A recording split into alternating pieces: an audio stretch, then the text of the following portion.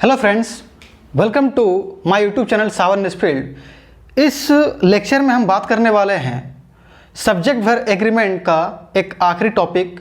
मुझे उम्मीद है कि बस इससे ज़्यादा एक लेक्चर और आएगा और हमारा सब्जेक्ट वर्ब एग्रीमेंट ख़त्म होने वाला है। तो जिन लोगों ने मेरे प्रीवियस लेक्चर को नहीं देखा है, मैंने रिक्वेस्ट करता हूं कि अगर आप SSC, CGL, CHSL, MTS, CPO, stenographer या फिर सीडीएस किसी भी वनडे कॉम्पिटिटिव एग्जाम की तैयारी कर रहे हैं, खास करके एसएससी के एग्ज़ाम की, एसएससी बोर्ड द्वारा कंडक्ट कराए जाए जितने सारे एग्जाम हैं, तो उसमें से इंग्लिश के लिए आप सारे लेक्चर पढ़ लें। काफ़ी सारे लेक्चर मैंने पहले से डाल रखा है इसमें। चलिए बढ़ते हैं नेक्स्ट टॉपिक की तरफ। तो ये हमारा टॉपिक आज हम बात करेंगे कलेक्टिव नाउन के बारे में। आज हम बात करने वाले हैं कलेक्टिव नाउन के बारे में। कलेक्टिव नाउन के बारे में देखिए, कलेक्टिव नाउन में क्या है कि कहते किसे हैं कलेक्टिव नाउन। कई सारे ऐसे नाउन होते हैं जिनको जब हम बोलते हैं तो उसमें कई सारे लोग शामिल होते हैं। जैसे अगर मैं बोलूँ फैमिली, तो कभी भी फैमिली में कोई एक मेंबर नहीं होता है, कई सारे लोग होते हैं। जैसे मैं आपको कहूँ टीम, तो चाहे किसी भी चीज़ का टीम हो, कभी उसमें एक लोग नहीं होते हैं, कई सारे लोग होते हैं। अगर मैं कहूँ आपको गवर्नमेंट, तो गवर्नमेंट कभी भी एक नहीं होता है। जैसे मान के चलो कभी अब मोदी गवर्नमेंट है शासन में सेंट्रल लेवल पे, तो उसमें केवल नरेंद्र मोदी गवर्नमेंट जो है मिनिस्टर नहीं है, इसमें कई सारे मिनिस्टर हैं और सभी मिनिस्टर को मिला के कहते हैं क्या, गवर्नमेंट। उसी तरह कहते हैं बंच ऑफ कीज, ठीक है। तो बंच का मतलब क्या हुआ कि जो कीज होगा, जो चाबियां होगी, वो एक नहीं होगी, एक से ज़्यादा होगी। तो आई होप आपको बात समझ में आया होगा कि वैसे नाउन जिसमें कई सारे चीज़ शामिल होती है, कई सारे लोग होते हैं, उसी को कहते हैं कलेक्टिव नाउन। तो कलेक्टिव नाउन क्या होता है, अ ग्रुप डिनोटिंग नाउन, एक ऐसा नाउन जो ग्रुप डिनोटिंग हो। जैसे आप कहते हैं ज्यूरी। ज्यूरी जो होता है, एक जैसे जो कोर्ट वगैरह होता है, तो उसमें जो जजेस जो होते हैं, जजेस उसका पैनल होता है जो अपना जजमेंट देते हैं। आप कहते हैं सभा, जिसमें काफ़ी सारे लोग किसी पर्पस के लिए इकट्ठा होते हैं, जैसे कांग्रीगेशन। जैसे मान के चलो कि कहीं भी यहाँ पर कोई नेता आने वाला है, तो कई सारे लोग भीड़ इकट्ठा हो जाएंगे, तो उससे कह सकते हैं सभा, एक तरह से कांग्रीगेशन। तो कांग्रीगेशन में जो हम वर्ड बोलते हैं सभा, तो सभा में कोई एक लोग नहीं होता है, हमेशा एक से ज़्यादा लोग होता है, ठीक है। जब बोलते हैं फैमिली, तो फैमिली में कोई एक मेंबर नहीं होता है, माँ होती है, बाप होती है, भाई होते हैं, बहन होते हैं, अंकल होते हैं, तो इन सभी को मिला के कहा जाता है क्या, फैमिली। जब बोलते हैं टीम, तो किसी मान के चलो किसी जैसे इंडियन क्रिकेट टीम जो है, तो क्रिकेट टीम जो इंडिया का है, तो उसमें केवल कोई एक मेंबर नहीं है, केवल विराट कोहली नहीं है, ठीक है, उसमें कई सारे प्लेयर्स उसमें शामिल हैं।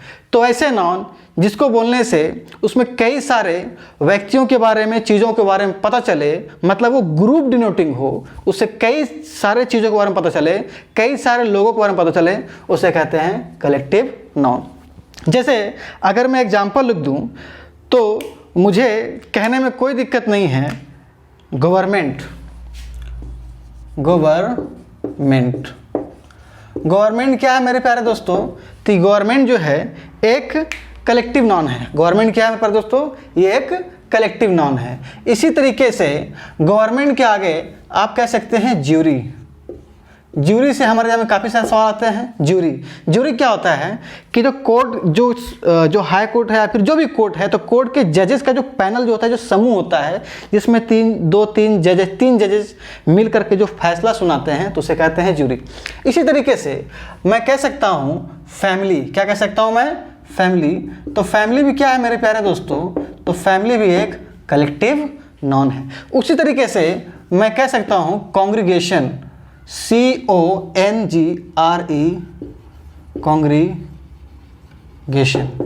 कांग्रीगेशन का मतलब होता है सभा। कांग्रीगेशन का मतलब होता है सभा। उसी तरीके से मैं कह सकता हूँ टीम, क्योंकि जब भी मैं कहता हूँ टीम, तो टीम में कभी भी किसी एक चीज़ के बारे में पता नहीं चलता है। तो ऐसे शब्द जिसको बोलने से या जिससे कई सारे चीज़ों के बारे में, कई सारे लोगों के बारे में पता चले, तो उसे कहते हैं कलेक्टिव नाउन। अब कलेक्टिव नाउन का इस्तेमाल जो हमारे एग्जाम में जो एरर आते हैं ये दो तरीके से आते हैं। एरर जो आते हैं दो तरीके से आते हैं। एक होता है कि जब हम कलेक्टिव नाउन की बात करते हैं तो हम एक एक मेंबर के बारे में बात करते हैं, और जब हम कलेक्टिव नाउन की बात करते हैं तो दूसरा तरीका ये होता है कि हम एक सिंगल यूनिट के बारे में बात करते हैं। जैसे अगर मैं आपसे कहूँ कलेक्टिव नाउन, अगर कलेक्टिव नाउन से अगर यूनिट के बारे में पता चले तो इसके साथ जब भी आएगा तो सिंगुलर वर्ब आएगा, सिंगुलर वर्ब। कलेक्टिव नाउन से जब एक मतलब कलेक्टिव नाउन जब हम कहते हैं और जब उससे एक यूनिट के बारे में पता चले, अभी मैं समझाऊंगा, आप टेंशन नहीं लें। दूसरा है कि जब कलेक्टिव नाउन से जब कलेक्टिव नाउन से मेंबर के बारे में बात हो, किसके बारे में बात हो? मेंबर के बारे में, मेंबर के बारे में पता चले तो इसके साथ जब भी होता है तो प्लूरल वर्ब का इस्तेमाल होता है। क्या होता है? प्लूरल वर्ब का इस्तेमाल होता है। अब ये होता कैसे है तो चलिए हमें समझते हैं। देखिए कई सारे, अभी सेंटर में सरकार किसकी है? मोदी गवर्नमेंट की। तो कई सारे ऐसा इन्होंने बिल पास किया है जिसमें सारे जो कैबिनेट मिनिस्टर्स हैं, चाहे वो HRD मिनिस्टर हो, चाहे वो रेलवे मिनिस्टर हो, ठीक है, या वो फूड प्रोसेसिंग इंडस्ट्री मिनिस्टर हो, तो सारे मिनिस्टर का सहमति हुआ है, सभी ने अपना कंसेंट दिया है और सभी के सहमति से बिल पास हुआ है। जैसे अगर मैं बात करूं तो 2019 में ही new consumer protection bill pass हुआ है। तो हम कह सकते हैं कि government has passed a new government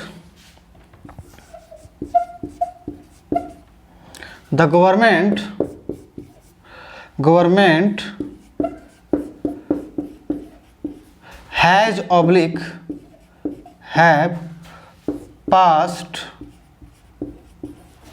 a new consumer protection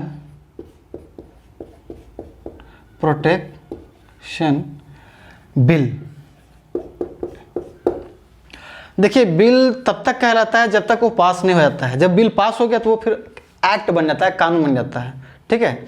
जैसे सिटीजनशिप अमेंडमेंट बिल, तो जब वो पास नहीं हुआ तो तब तक वो बिल कहला रहा था। जब वो लोकसभा से, राज्यसभा से पास होने के बाद जब उस पर राष्ट्रपति का मुहर लग जाता है तो फिर वो बिल नहीं बल्कि एक्ट कहलाता है। अब इसी चीज़ को अब यहाँ देखें आप कि the government has passed a new consumer protection bill. कई सारे ऐसे बिल पास किए हैं मोदी गवर्नमेंट ने जिसमें उनके जितने भी सारे कैबिनेट और मिनिस्टर्स हैं उन्होंने किसी तरह की कोई दखलंदाजी नहीं दी है। सभी ने अपना जो मतलब किसी ने कोई नाराज़गी जाहिर नहीं की है, सब ने अपना सहमति, अपना कंसेंट दिया है। लेकिन कुछ कुछ बिल ऐसा है जो कंट्रोवर्शियल है। जैसे फ़िलहाल 1-2 महीना पहले पंजाब की जो सेंट्रल मिनिस्टर थी, central minister food processing industries की, हरसिमरत कौर बादल ने, तो उन्होंने अपना इस्तीफ़ा दे दिया। क्यों? एक गवर्नमेंट बिल लाई थी, मोदी गवर्नमेंट ने एक बिल लाया था, वो बिल था फार्म बिल, ठीक है। तो फार्म बिल में क्या था कि कई सारे लोग जो थे उसमें वो गवर्नमेंट में ही मेंबर हैं। जैसे जो हरसिमरत कौर बादल थी वो सेंट्रल मिनिस्टर थी, मतलब वो गवर्नमेंट की ही सदस्य थी, गवर्नमेंट की ही सदस्य थी। तो हम जब बात कर रहे हैं the government has only have pass the new consumer protection bill, इस बिल में किसी ने कोई नाराज़गी जाहिर नहीं किया, सबने अपना सहमति दिया।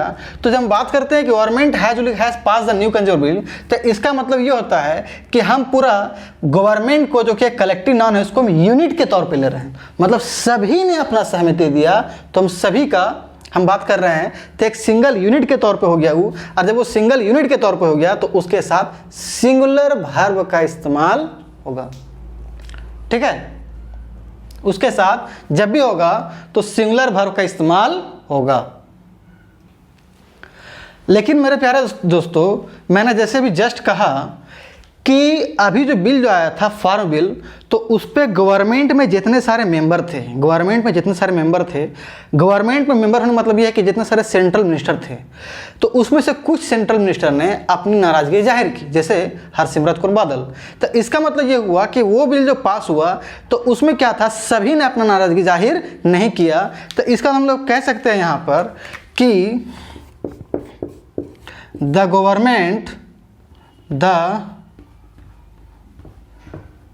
गवर्नमेंट अब देखिए, ये जो बिल था कंज्यूमर प्रोटेक्शन बिल, इसमें किसी गवर्नमेंट ने अपना नाराज़गी जाहिर नहीं किया। तो इसीलिए जब हम बोलते हैं गवर्नमेंट, तो वो क्या होता है, सभी मेंबर के बारे में बात, मतलब सभी को एक सिंगल के रूप में, यूनिट के रूप में लिया जा रहा है। तो जब सिंगल यूनिट के रूप में लिया तो उसके साथ क्या आ गया, सिंगुलर वर्ब आएगा। तो इसीलिए सिंगुलर वर्ब यहाँ पर हैज सही है ना कि हैव, तो इसलिए यहाँ पर क्या होगा, हैज। लेकिन मेरे प्यारे दोस्तों, अगर हम बात करें इस सेंटेंस का, the government has divided over farm bills, तो फार्म बिल्स में क्या था कि सभी नेताओं की, सभी सेंट्रल मिनिस्टर की राय एक जैसी नहीं थी। कुछ ऐसे सेंट्रल मिनिस्टर थे, और खास करके हरसिमरत कौर बादल, ये कुछ ज़्यादा ही नाराज़ थी, जो सरकार के इस फैसले से वो संतुष्ट नहीं थी, वो खुश नहीं थी। इसका मतलब कि जब हम बोलते हैं कि government has divided over farm bills, इसका मतलब होता है कि हमने जो कलेक्टिव नॉन है गवर्नमेंट, उसके एक एक मेंबर की बात कर रहे हैं कि हर एक मेंबर जो है उसमें क्या था, इसमें कन्फ्यूजन में था, वो डिवाइडेड था कि ये बिल जो है किसानों को लाभ देगी या किसानों को नुकसान पहुंचाएगी। तो इसीलिए यहाँ जब बोलते हैं कि government have divided over farm bills, इसका मतलब ये होता है कि जो मेंबर जो है ना, सभी मेंबर की बात हो रही है। जब मेंबर की बात हो रही है तो वर्ब क्या आएगा फ्रेंड, प्लूरल आएगा। तो इसीलिए हैज नहीं बल्कि हैव का इस्तेमाल, क्योंकि हैव क्या होता है फ्रेंड, प्लूरल होता है। अगर आपको समझ में नहीं आया, टेंशन ना ले, मैं और भी एग्जांपल ले रहा हूं और आपको इससे समझ में आ जाएगा। जैसे अगर मैं कहूं कि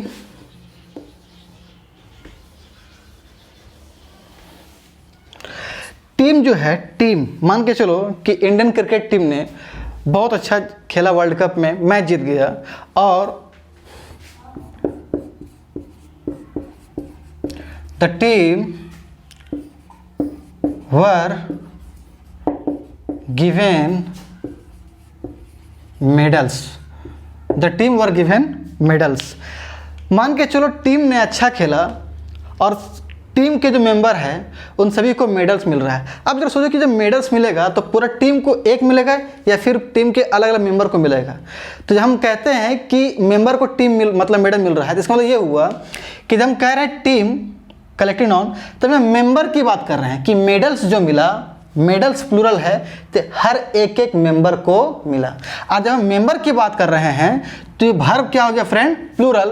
तो इसीलिए यहाँ पर वेयर का इस्तेमाल हुआ है, ना कि वाज का। अब ध्यान रखिए कि जो ऑडियंस है, ऑडियंस ये भी क्या है, कलेक्टिव नॉन है। तो मान के चलो कि कहीं पर कोई नेता आया है और काफ़ी सारे लोग जमा हुए, या कोई सिंगर गाना गा रहा है, काफ़ी सारे लोग जमा हो रहे हैं, और मान के चलो सिंगर देख रहा है कि लोग खड़े हैं, तो सिंगर कहेगा कि सभी भाई, जितना सारा ऑडियंस है, सभी अपने अपने सीट में बैठ जाइए। ठीक है, तो हम यहाँ कह सकते हैं कि the audience are requested to take their seats। अब ये ध्यान से सुनो बात को, ऑडियंस है तो ऑडियंस क्या है, कलेक्टिव नॉन, क्योंकि ऑडियंस से बोलते हैं तो कोई एक नहीं, काफ़ी सारे लोग बार पता चलता है। अब को यहाँ सेंस देखना है कि ऑडियंस से एक सिंगल आइडेंटिटी के बारे में, यूनिट का पता चल रहा है, या ऑडियंस से एक एक मेंबर के बारे में बात चल रहा है। अगर यूनिट के बारे में पता चले, एक मतलब सभी को एक साथ, तब वहाँ सिंगुलर वर्ब आएगा। लेकिन अगर मेंबर की बात पता चलेगा तो उसका प्लूरल वर्ब आएगा। अब यहाँ देखो आप कि the audience are requested to take their seats. कोई जब सिंगर गाना गा रहा है, काफ़ी सारे लोग खड़े हो गए हैं, तो सिंगर क्या बोलेगा, सिंगर ही बोलेगा ना कि हर एक एक ऑडियंस अपना अपना सीट ले लें। तो सिंगर ने रिक्वेस्ट किया कि एक एक ऑडियंस, हर एक audience, the audience are requested to take their seats. तो हमको खुद से सेंस लगाना है कि एक एक ऑडियंस को बोलेगा कि सीट ले लो, ठीक है ना।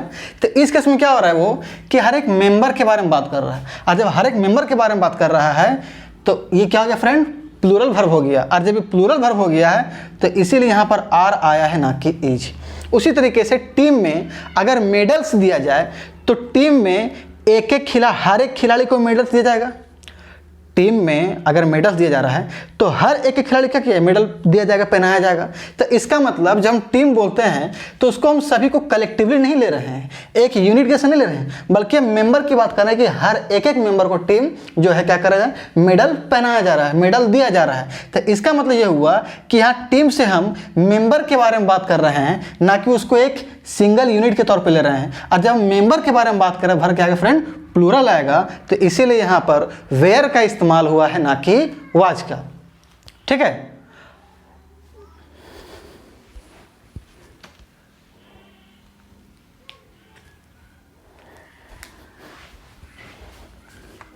एक एग्जांपल और लेते हैं, जैसे द ज्यूरी इज यूनैनिमस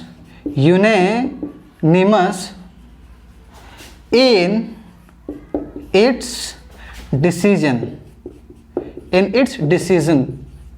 कहने का मतलब है कि मान के चलो कि किसी इंसान ने कोई बहुत ही हीनियस क्राइम किया, किसी का रेप किया या कुछ गलत काम किया। ये मामला गया सुप्रीम कोर्ट में। सुप्रीम कोर्ट में जो 3 जजेस थे उन्होंने बैठ के फैसला दिया और ये कहा कि इस शख्स को फांसी की सज़ा होनी चाहिए। तो सारे के सारे जजों ने यही फैसला दिया कि इसको क्या होनी चाहिए, फांसी की सज़ा होनी चाहिए। अब मेरा बात समझो, जूरी का मतलब होता है पैनल ऑफ जजेस, मतलब जो 3, 4, 5 जो जजेस होते हैं ना एक साथ बैठ के जो फैसला देते हैं उसे कहते हैं जूरी। तो सभी जजों ने एक सहमति के साथ फैसला दिया कि इसको क्या होना चाहिए, फांसी होना चाहिए। याद की निर्भया केस, तो निर्भया केस जो हुआ था, तो अगर लगभग एक साल पहले क्या हुआ है कि उसके दोषियों को, जिन्होंने उसके साथ रेप किया था, उसको मारा था, तो उनके साथ क्या मिला, उसको फांसी मिला है। ठीक है, आरोपियों को क्या मिला है, फांसी मिला है। तो जो भी जजेस बैठे हुए थे सभी ने मिलकर निर्णय लिया कि जो शख्स निर्भया के रेप में शामिल थे उनको क्या किया जाए, फांसी दिया जाए। तो सारे के सारे जजों ने एक साथ फैसला लिया और एक फैसला लिया। तो इसका मतलब जब कहते हैं जूरी मतलब जजों का समूह, पैनल ऑफ जजेस, तो इसका मतलब ये होता है unanimous in its decision. Unanimous का मतलब होता है सभी एक मत में है कि हाँ इसको फांसी मिलना चाहिए।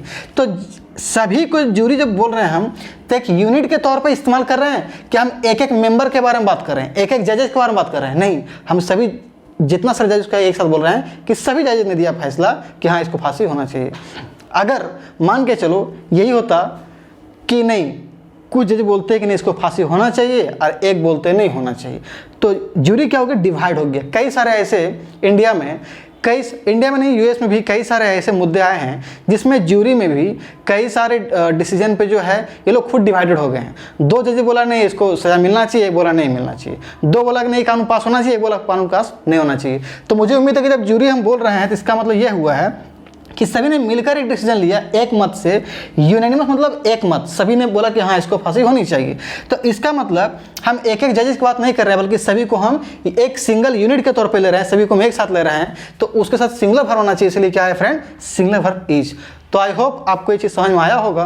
अब देखिए थोड़ा एग्जाम्पल मैं और लेता हूँ कि क्या होता है कि कलेक्टिव नाउन जो है, कलेक्टिव नाउन, तो कलेक्टिव नाउन में क्या होता है कि जैसे देखो आप, ये है आपका कलेक्टिव नाउन, ये है आपका कलेक्टिव नाउन। तो इसके पहले हो सकता है आ जाए, फिर ऑफ आ जाए, तो इसका जब भी आएगा तो प्लूरल नाउन आएगा। इसके साथ क्या आएगा, हमेशा प्लूरल नाउन आएगा। लेकिन जो वर्ब होगा ना वो क्या होगा फ्रेंड, सिंगुलर होगा।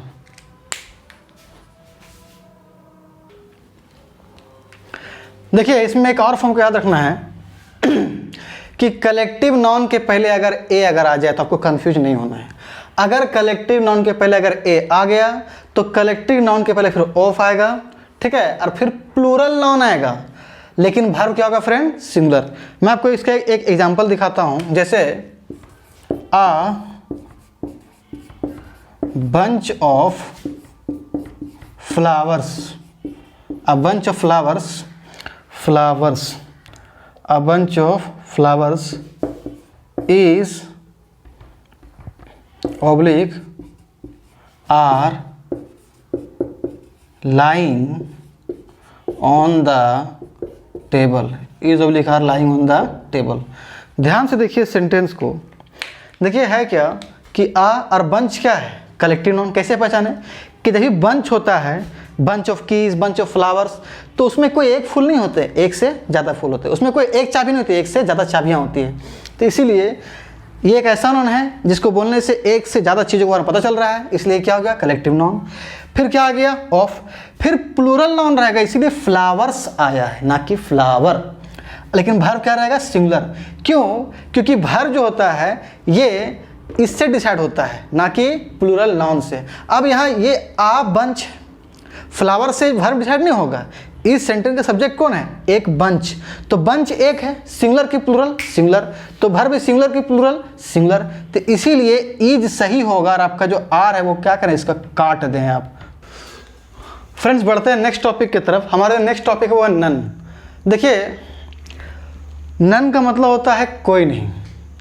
नन जो वर्ड बना है वो बना है दो शब्दों से, नो वन, नो वन, ठीक है ना। तो इसी को मिलाकर हम लोग कहते हैं नन। नन का मतलब होता है कोई नहीं। तो नन के बाद क्या है, काउंटेबल नाउन भी आ सकता है, अनकाउंटेबल नाउन भी आ सकता है। काउंटेबल नाउन सिंगुलर भी हो सकता है, काउंटेबल नाउन प्लूरल भी हो सकता है, ठीक है।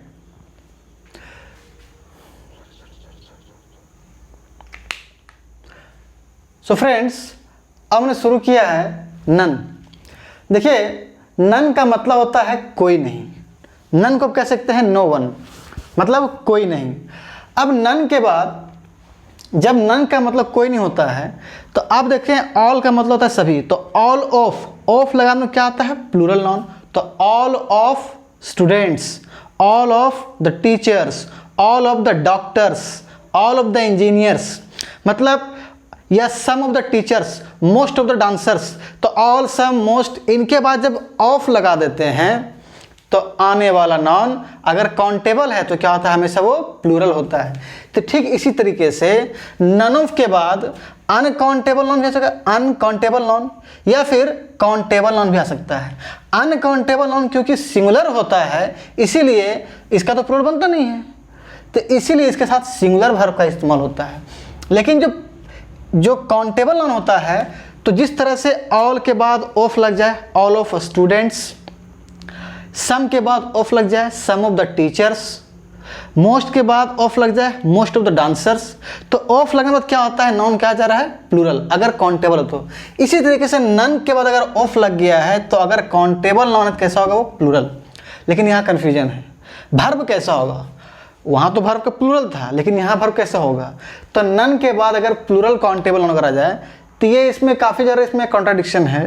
तो अब ध्यान रखिए कि आप यहाँ पे सिंगुलर वर्ब का भी इस्तेमाल कर सकते हैं या आप यहाँ पे प्लूरल वर्ब का भी इस्तेमाल कर सकते हैं। मतलब अगर नन ऑफ अगर आ जाए तो अगर नन ऑफ के बाद अगर प्लूरल काउंटेबल नाउन अगर आ जाए तो सिंगुलर वर्ब भी सही है, प्लूरल वर्ब भी सही है।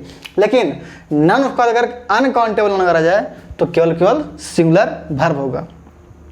मैंने दो एग्जांपल यहाँ पर लिया है, नन ऑफ द मिल्क। अब देखो नन ऑफ हो गया तो मिल्क क्या है, अनकाउंटेबल नाउन, तो वर्ब क्या होगा, सिंगुलर, तो इसीलिए इज का इस्तेमाल हुआ है ना कि आर का, इसलिए सेंटेंस सही है। उसी तरीके से दूसरा में आते हैं नन ऑफ अस। अस मतलब क्या आते हैं, देखिए नाउन भी हो सकता है, प्रोनाउन भी हो सकता है, प्लूरल काउंटेबल नाउन भी आ सकता है, प्लूरल काउंटेबल प्रोनाउन भी आ सकता है। तो नन ऑफ अस है, मतलब क्या है, प्रोनाउन है। तो अस क्या होता है, हम लोग, मतलब प्लूरल है। तो नन ऑफ अस जो कि प्लूरल काउंटेबल प्रोनाउन है, प्लूरल प्रोनाउन है, तो उसके बाद वर्ब सिंगुलर भी हो सकता है, अब वर्ब प्लूरल भी हो सकता है। उसी तरीके से हम कह सकते हैं, तो इसीलिए क्योंकि वर्ब सिंगुलर भी हो सकता, प्लूरल भी हो सकता है, तो स्पीक का इस्तेमाल हुआ और स्पीक्स का भी इस्तेमाल हुआ है। देखिए स्पीक आपका है प्लूरल, स्पीक्स आपका है सिंगुलर। उसी तरीके से आप कह सकते हैं कि none of the teachers, none of the teachers, none of the teachers speak या speaks English, none of the teachers speaks English या स्पीक्स इंग्लिश। अब ध्यान दो कि नन ऑफ है तो यहाँ पर नाउन क्या है, प्लूरल काउंटेबल नाउन। देखो टीचर्स है, नाउन हमेशा प्लूरल ही आएगा, ऐसा टीचर नहीं आएगा। तो इसके बाद जो वर्ब है स्पीक भी सही है, स्पीक्स भी सही है। स्पीक आपका जो है प्लूरल है और स्पीक्स आपका सिंगुलर है, तो सिंगुलर वर्ब भी आ सकता है, प्लूरल वर्ब भी आ सकता है। अब देख कई बार क्या होता है कि नन अकेला आ जाता है, अगर मीनिंग अगर क्लियर है तो नन अकेला आ जाता है। तो अगर नन अगर अकेला अगर आ गया तो इसके साथ जब भी इस्तेमाल होगा तो सिंगुलर वर्ब होगा। जैसे none have oblique has come yet, अब तक कोई नहीं आया है। अब यहाँ ध्यान दो कि नन है तो नन के साथ मैंने क्या बोला, अगर अकेला अगर आ जाए क्या लगेगा, सिंगुलर वर्ब। काफ़ी सारे क्वेश्चन इससे एग्जाम हमारे आते हैं, एसएससी के एग्जाम हो, सीडीएस हो, सीजीएल हो, सीएचएसएल हो। तो नन के बाद वर्ब क्या गया, वर्ब क्या गया फ्रेंड, सिंगुलर। अब बताओ कि हैव क्या है, तो हैव तो प्लूरल है और हैज क्या है, हैज तो सिंगुलर है। तो इसीलिए हैज सही होगा ना कि हैव, इसलिए आप हैव को काट दें। तो मेरे प्यारे दोस्तों, नन को लेकर के जो भी कंडीशन था आपने पढ़ा, बस एक कंडीशन और बाकी है, और वो बाकी है नन बट। क्या बाकी है वो, नन बट। तो चलिए मैं आपको ये पढ़ा देता हूँ कि नन बट के बाद क्या होता है। नन बट के बाद क्या होता है कि सिंगुलर नाउन भी आता है, प्लूरल नाउन भी आता है, ठीक है। जैसे नन बट के बाद, नन बट का मतलब होता है ओनली, केवल, और इसके साथ सिंगुलर नाउन का भी इस्तेमाल होता है, प्लूरल नाउन का भी इस्तेमाल होता है। जैसे none but plus singular countable noun, ठीक है। सॉरी, नन बट के बाद आपका सिंगुलर नाउन भी आ सकता है या प्लूरल नाउन भी आ सकता है। अगर नन बट के बाद अगर सिंगुलर नाउन अगर आ गया तो वर्ब क्या होगा फ्रेंड, सिंगुलर, लेकिन सिंगुलर वर्ब। अगर नन बट के बाद अगर प्लूरल नाउन अगर आ गया तो वर्ब क्या होगा फ्रेंड, प्लूरल। तो इसीलिए यहाँ पे आप प्लूरल वर्ब का इस्तेमाल करेंगे। नन बट के बाद अगर singular noun, singular verb, none but के बाद अगर प्लूरल नाउन तो क्या होगा फ्रेंड्स, प्लूरल वर्ब। जैसा नाउन वैसा वर्ब। तो ध्यान रखिएगा, नन बट का मतलब क्या होता है, ओनली, केवल। अब चलिए इससे मैं आपको एग्जाम्पल लेकर के समझाता हूँ।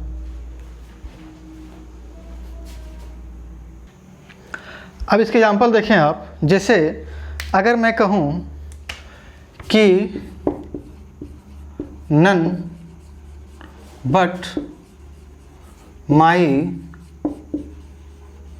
Father has beaten me, none but my father has beaten me. और अगर मैं यहाँ कहूँ नन बट माई पेरेंट्स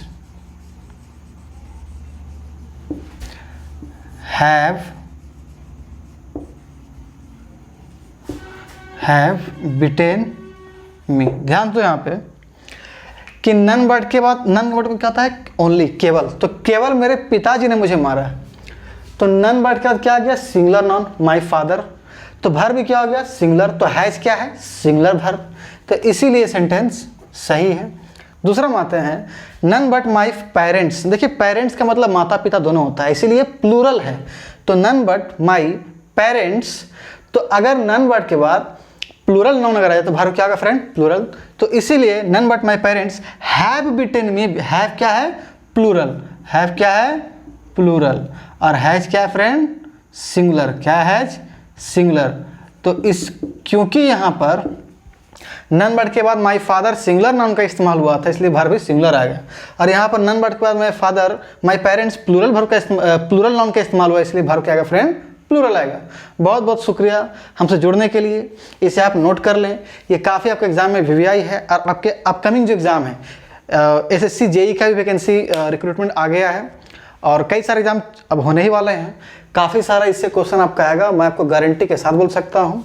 ठीक है, इन सभी से प्रीवियस क्वेश्चन कराए जाएंगे आपको बाद में, अभी फिलहाल नहीं।